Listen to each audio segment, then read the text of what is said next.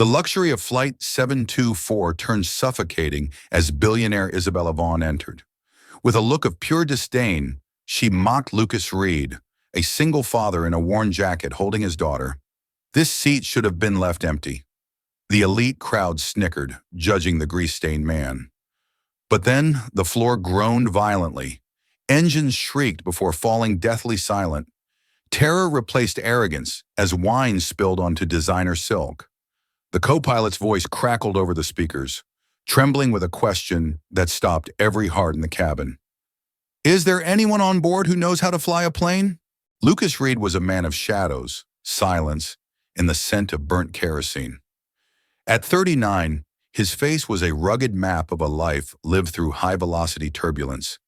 Not the kind you find in the clouds, but the kind that grinds a soul down on the cold, hard tarmac. He was a ground technician at a local airfield, a man whose hands were permanently stained with the black grease of heavy machinery. Today, however, he wasn't looking at turbine blades or hydraulic seals. He was looking at Emma. Emma was 8, with eyes too big for her face and a heart that fluttered like a trapped bird whenever the wind picked up. She hadn't flown in years, not since the tragic accident that had claimed her mother's life. Lucas had saved every scrap of overtime pay for 6 months to buy these tickets, choosing the cheapest, most inconspicuous seats in the back of the cabin. He just wanted to get her to her grandmother's house. He wanted to show her that the sky wasn't a graveyard, but a place of wonder. But the sky, it seemed, belonged to people like Isabella Vaughn. Isabella moved through the aisle like a storm front in a designer dress. She was 34, the CEO of Vaughn Global Logistics, a titan of the aviation world. To her, a plane was not a miracle of engineering. It was a private boardroom that moved at 500 miles per hour. When she reached the partition between business and economy, her eyes snagged on Lucas like a silk thread on a rusty nail. He looked painfully out of place. His jacket was frayed at the cuffs, showing threads of a life spent in workshops. His boots were scuffed from miles of walking the flight line. And that smell, the unmistakable sharp tang of hydraulic fluid and jet fuel, drifted from his clothes like a ghost of the industrial world. "Excuse me," Isabella said, her voice projecting to ensure every wealthy passenger in the vicinity heard her. She signaled a flight attendant with a sharp flick of her diamond-encrusted wrist. "There is a scent coming from row 32. It's quite nauseating. Is there any way we can keep the curtain tightly closed? Or perhaps move this gentleman to the very back near the lavatories? It's disrupting the air quality here." The flight attendant, a young woman named Sarah, looked at Lucas with a mix of genuine pity and professional obligation. "Sir, I'm terribly sorry for the inconvenience. Would you mind moving back a few rows? We have some extra space near the rear galley." Lucas looked up. His eyes were a deep, calm gray, like the sky just before a heavy snowfall. "My daughter is finally asleep," he said softly, gesturing to Emma, whose head was resting on his shoulder. "She's been terrified of this flight for weeks. I'd rather not wake her. We'll stay exactly where we are." Isabella let out a short, dry laugh that sounded like breaking glass. "This isn't a charity flight, honey. Some of us paid for an atmosphere of excellence, not a garage workshop. If you can't afford to wash your clothes, perhaps you should have taken a bus." A man in a pinstripe suit sitting in 4A joined in, leaning over the aisle. "He probably works in the cargo hold. I hope he didn't bring any tools into the cabin. It's a security risk just looking at him." The woman next to him whispered loudly about the decline of air travel standards, fanning herself with a first-class menu. Lucas didn't snap back. He didn't demand respect. He simply leaned his head against the window and listened. While the others saw a billionaire and a beggar, Lucas heard something else. He heard the subtle whine of the turbo fans as they reached idle thrust. He felt the slight rhythmic oscillation of the fuselage that indicated a minor imbalance in the landing gear doors. He knew the language of the machine, a language Isabella had forgotten in her quest for corporate power. As the plane taxied toward the runway, the vibration increased. Emma stirred, her small hand gripping his until her knuckles turned white. "Dad, is it going to be okay? The floor is shaking." "Listen to the rhythm, Emma," Lucas whispered back, his voice a steady, unbreakable anchor. "It's just a song. The plane is just singing itself to sleep before we reach the stars. Trust me, I know this song. He tilted his head, his gaze sharpening. There was a micro vibration in the floorboards, a high-frequency shiver that shouldn't be there at this taxi speed. His eyes drifted to the wing, watching the slats deploy. He noticed a slight shudder in the secondary actuators. He wasn't a passenger anymore. He was a ghost of the man he used to be, a man who once danced with the clouds at 30,000 feet, while the world watched in awe. The ascent was normal, or so the cabin thought. They reached their cruising altitude of 36,000 feet, and the fasten seatbelt sign pinged off. Isabella went back to her laptop, barking orders into a satellite phone about quarterly earnings and fuel hedging, her smirk firmly back in place. She was in control. She was the queen of the high altitude, looking down on the world as if it were a game of chess. But then, the song changed. It started as a low-frequency thrum that made the champagne in the first-class glasses ripple. Then a sharp metallic clack echoed from the right side of the aircraft, vibrating through the bones of every passenger. It sounded like a giant snapping a dry branch under a heavy boot. The plane jolted. Not a bump, but a violent, sickening drop that sent a catering cart crashing into the bulkhead with a deafening thud. The overhead mast didn't drop immediately, which was almost worse. It meant the crisis was mechanical and structural, not a simple loss of cabin pressure. The flight attendants didn't do the usual remain calm walk. They ran. Their faces were ashen, their professional smiles replaced by eyes darting toward the cockpit door in sheer terror. Isabella's phone slipped from her hand.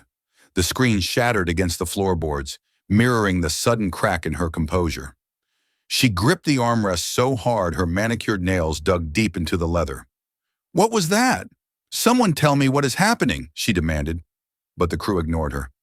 In the back, Lucas sat perfectly still, a stark contrast to the rising panic around him. He didn't scream. He didn't pray. He closed his eyes and literally felt the plane.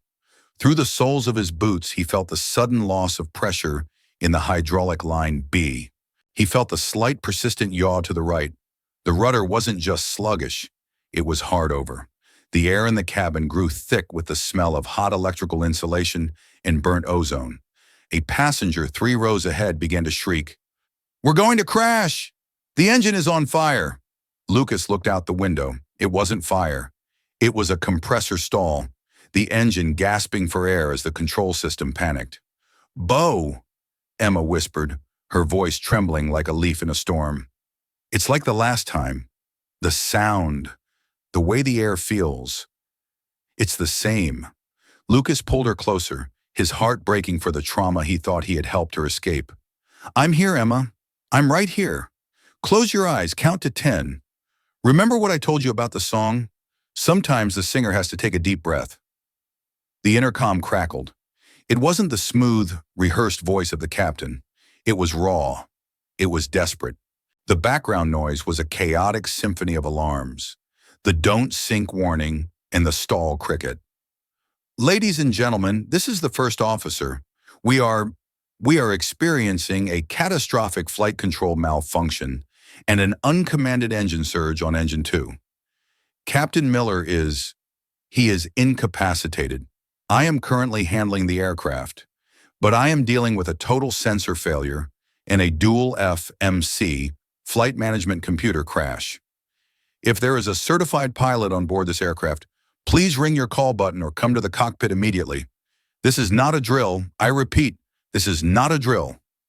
Silence fell over the cabin, heavy and suffocating like a tomb. The billionaire, the pinstripe businessman, the influencers, all were reduced to terrified children. Isabella looked around, her eyes wide and wild. She looked at the man in the pinstripe suit.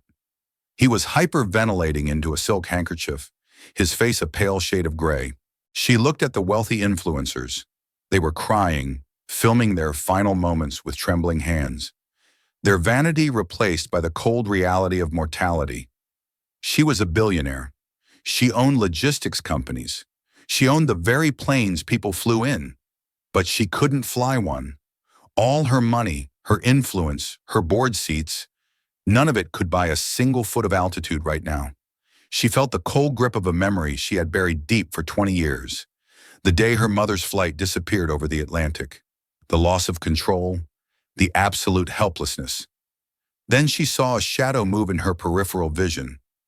Lucas Reed was unbuckling his seatbelt with a calm, deliberate motion. He leaned down and kissed Emma on the forehead, his eyes full of a quiet, fierce strength. "Stay in your seat, Emma, no matter what happens, no matter how loud it gets. Keep your eyes closed. Bo is going to go talk to the plane. I'm going to finish the song." "Bo, don't leave me, please." "I'm just going to fix the rhythm, Emma. I promise. I'll be right there." He stood up. He didn't look like a ground technician anymore. He stood tall, his shoulders square, his gaze fixed on the cockpit door with the intensity of a predator. As he walked past Isabella, she reached out instinctively and grabbed his sleeve. Her hand was shaking so violently her jewelry rattled. "What are you doing?" she hissed, her voice cracking with fear and confusion. You're a mechanic. Sit down before you cause more panic. You'll make it worse." Lucas looked down at her. The smirk she had worn earlier was long gone, replaced by a mask of sheer, unadulterated terror. He didn't mock her. He didn't throw her insults back in her face. He just looked through her. "I'm the man you wanted to move to the back," he said, his voice as steady as a mountain. "And right now, I'm the only one on this plane who knows why it's trying to kill us." The walk to the front of the plane felt like a journey through another dimension. Every eye in the cabin followed Lucas. Some looked at him with a desperate, drowning hope, others with blatant, terrified skepticism. How could a man in an old jacket, a man who smelled like a workshop, be the answer to their prayers? Lucas reached the cockpit door. Sarah, the flight attendant, blocked his path, her hand hovering over a fire extinguisher. "Sir, I need a pilot. I need someone with a license. Do you have credentials?" Lucas didn't waste words. He reached into his worn jacket and pulled out a small, leather-bound wallet. He opened it to a faded, gold-stamped ID card that he hadn't shown anyone in a decade. "Commander Lucas Reed, U.S. Air Force, experimental test pilot / type-rated, Boeing 777-787, Airbus A350. Sarah's breath hitched. She saw the seal of the Air Force. She saw the experimental designation, the highest tier of flight skill. She stepped aside immediately and punched the security code into the door. Inside, the cockpit was a vision of hell.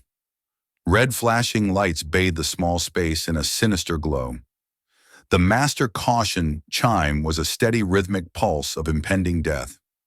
The first officer, Tyler, was drenched in sweat, his hands white-knuckled on the yoke as the plane tried to roll into a graveyard spiral. Captain Miller was slumped in his seat, his breathing shallow, his face twisted from a sudden stroke. "I've got the flight," Lucas barked. It wasn't a suggestion, it was an order that cut through the chaos. Tyler didn't even look back at first. "Who are you? Get out of here." "Lucas Reed, Commander, USAF. I've got the controls, Tyler. Give me the status. Now." Tyler's head snapped around. He saw the authority in Lucas's eyes, a look he'd only seen in the most senior instructors. He moved. "The right engine is surging uncontrollably. The fly-by-wire system is giving us dual law conflicting data, and the rudder is hard over right. I can't level the wings." Lucas slid into the jump seat and then quickly helped Tyler move the unconscious captain to the floor. He strapped himself into the captain's chair. The moment his hands touched the controls, something shifted in the atmosphere of the cockpit. The grease monkey was gone. In his place sat a master of the air, a man who had flown planes that didn't even officially exist. Back in the cabin, Isabella sat frozen. She could hear the muffled, authoritative shouts from behind the door. She saw the flight attendants prepping the emergency rafts, their movements jerky and frantic. Her mind raced. Who is he? Why did he have that look? She remembered every word she had said to him, the charity comments, the insults about his scent. A wave of shame, hot and acidic, washed over her, making it hard to breathe. Inside the cockpit, Lucas was working at a speed that Tyler couldn't follow. He wasn't just looking at the screens. He was listening to the groans of the airframe, feeling the vibrations through the seat. "It's the pitot tubes."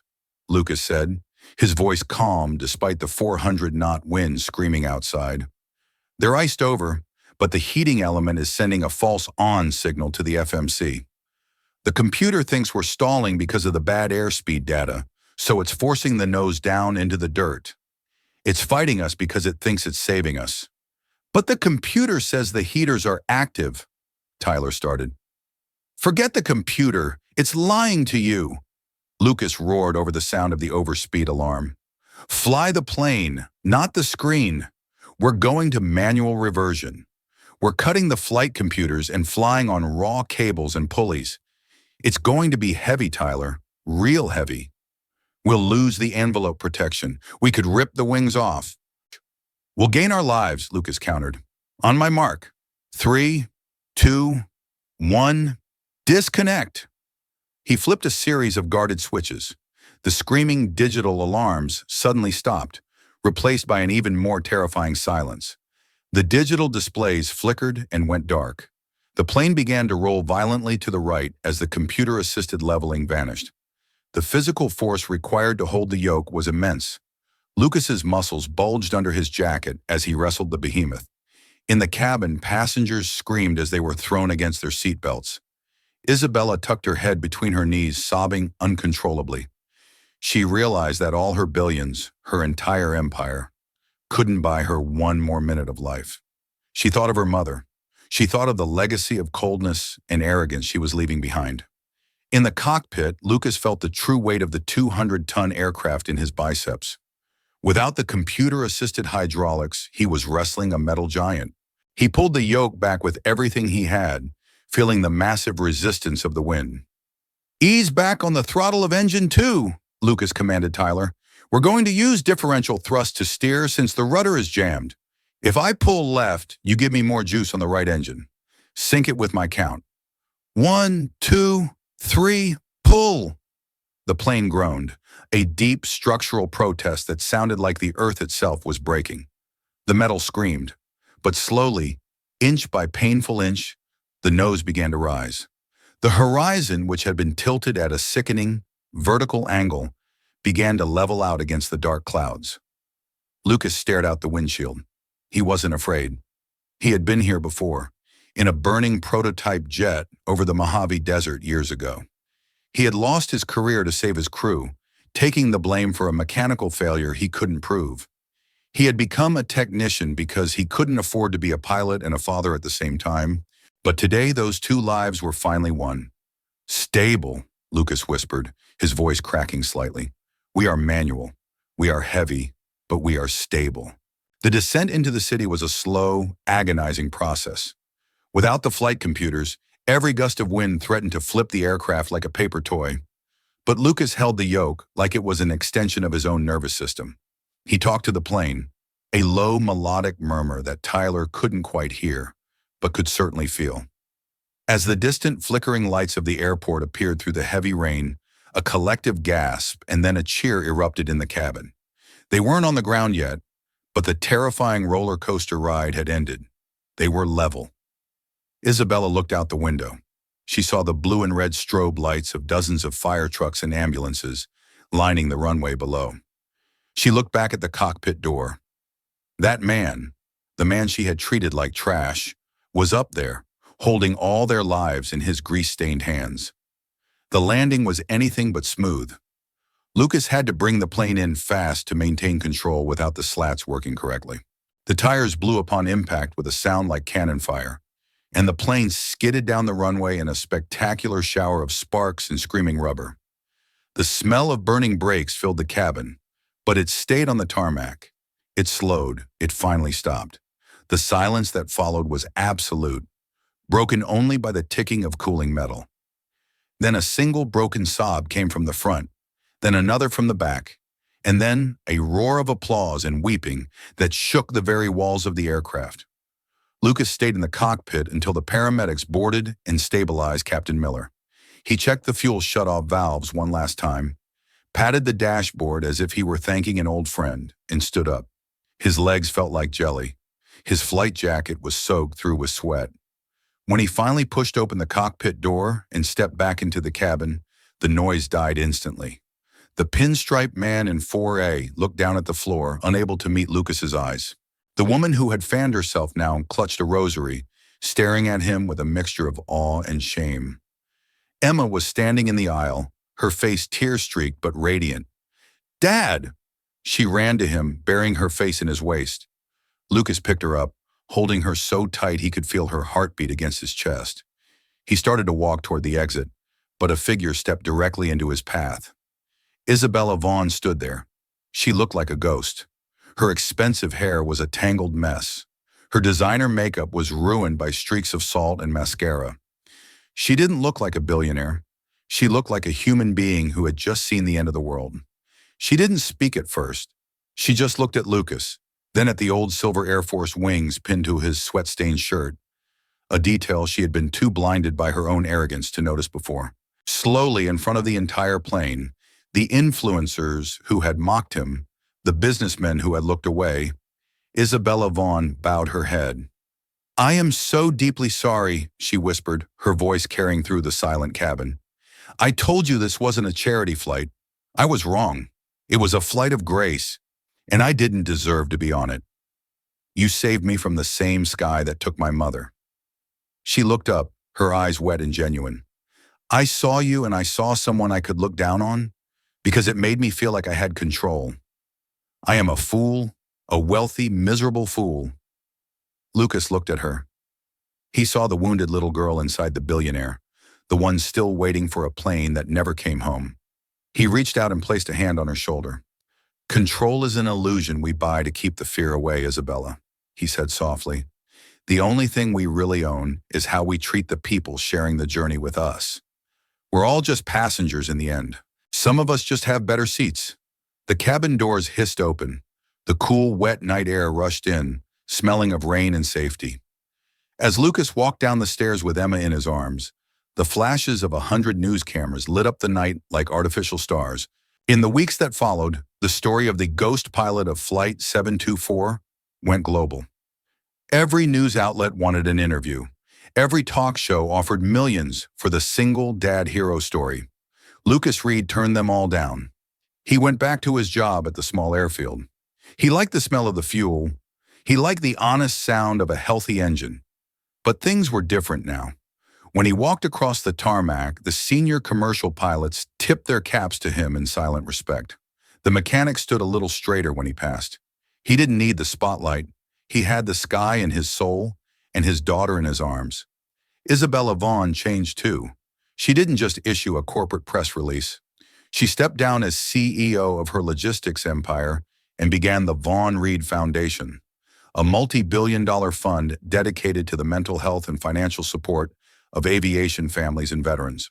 She spent her days visiting schools, telling children that true wealth wasn't measured in digits, but in character. She was seen months later on a commercial flight to London. She wasn't in first class. She was sitting in row 44, in a cramped middle seat, sharing her snacks and a kind word with a nervous first-time flyer sitting next to her. She didn't wear diamonds. She wore a simple sweater and a smile that finally reached her eyes. She had learned that the view from the back was sometimes much clearer than the view from the front. One evening, at the small airfield where Lucas worked, a sleek private jet landed. Isabella stepped out. She didn't come to offer him a job or a check. She came to see Emma. She handed the girl a small velvet box. Inside was a beautiful handcrafted model of Flight 724, the one Lucas had talked to. On the base it was engraved, "For Emma. Your father taught the sky how to be kind." Emma looked up at Isabella. "Are you a pilot now?" Isabella knelt down, her eyes soft. "No, sweetie. I'm just a passenger learning how to be a better person." Lucas stood nearby, his hands in his pockets, watching them. He didn't need the fame. He didn't need the money. He looked at his daughter's smile and the horizon where the sun was setting in a peaceful glow. The sky was no longer a place of fear. It was a place of connection. The smirk of the billionaire had faded long ago, replaced by something much more valuable, a soul. A reminder that under the designer clothes and the grease-stained jackets, we are all just travelers, looking for a way to get each other home. If you believe in stories that touch the heart like this one, Leave a comment and subscribe to Kind Single Father. We tell the stories that shouldn't be forgotten.